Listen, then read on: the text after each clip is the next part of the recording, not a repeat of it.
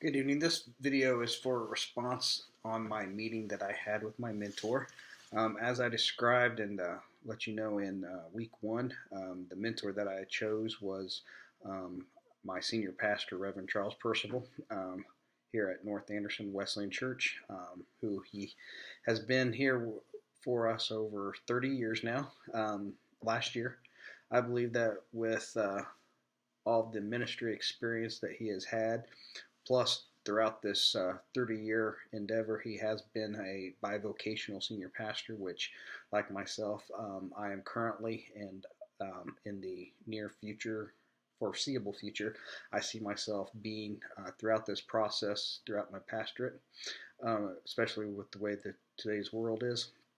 Um, we have chosen to specifically meet on Saturday mornings. However, this week we were not able to do that because he had to go out of town unexpectedly. So we actually met Wednesday evening after our church chicken noodle dinner.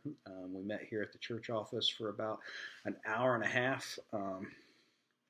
During this time that we had time together, we spoke about this week's reading of Jones's book, Addicted to Hurry, in which I summarized a few of the points that were in the book about some of the things that keep us running in our daily lives, mainly about some of the reasons why we are in such a hurry in today's society to get things done, to do our jobs and what have you. Out of the reasons that Jones gives, probably the ones that really resonated with me through our discussions were probably the top seven would be we run to get things done. We run because the clock is running. We run because there is so much to do. All of those really go together, in my opinion. And so I find myself a lot of times in my secular job that a lot of that is true, that because the clock is running, I feel that I'm constantly just doing things to get things done, not necessarily taking the time to maybe prepare myself more or something. So I know that those three are really being together are things that I need to work on. The other four, we run to acquire prized possessions. Unfortunately, I see myself in that in some aspects. I'm glad to say though that it's not as far as worldly, but prized possessions such as here at church trying to get the pat on the back type things done, which can still be as bad as the worldly possessions. But so I vow to work on that one.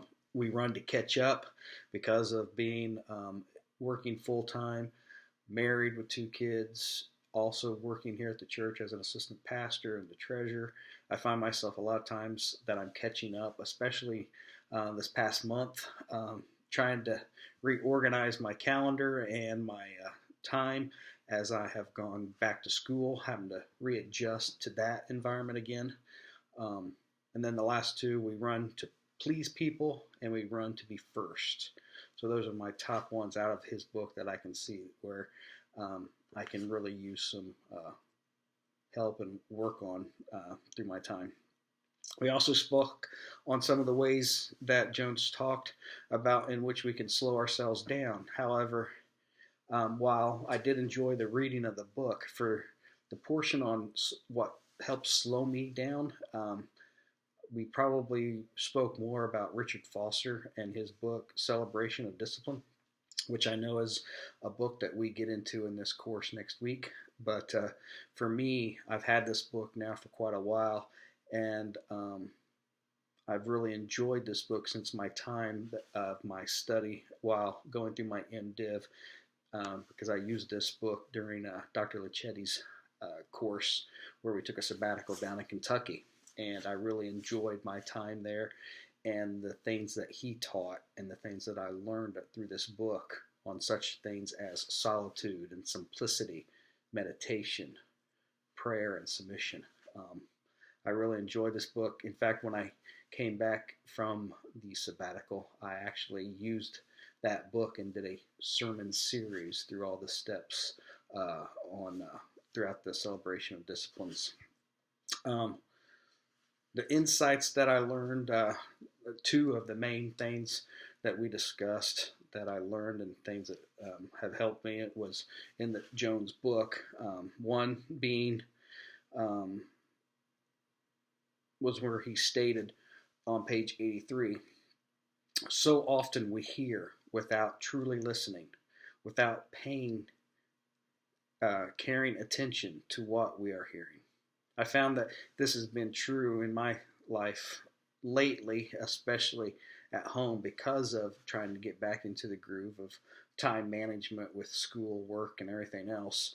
That I often catch myself that I am not really listening to hear what my wife has to say or my children have to say at times. The second point that insight that we discussed and that I learned from this book also was probably when Jones spoke on the practice of defiant gratitude, found on page 102. And he states, defiant gratitude, the ability to savor sweetness while suffering.